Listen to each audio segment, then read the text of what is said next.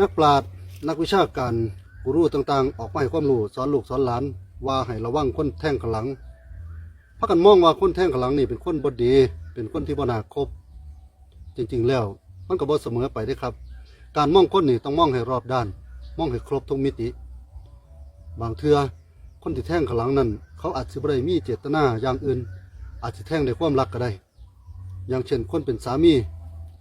ที่ลงมือแท่งบ่สิเป็นข้างหน้าด้านข้างหรือแม้กระทั่งข้างหลัง เจตนาของคุณสามีนั้นบ่ได้มีเจตนาเคลือบแฝงอย่างอื่นเลยมีเพียงเจตนาเดียวเท่านั้นที่เฮ็ดลงไปนั่นก็คือต้องการให้คนที่ถูกแท่งนั้นมีแห้ง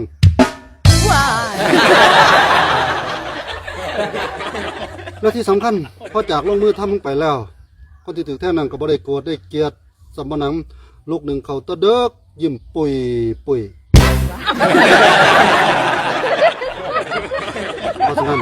คนกลุ่มนี้คนที่ทำแบบนี้ที่แท่งข้างหลังแบบนี้กลับกลายเป็น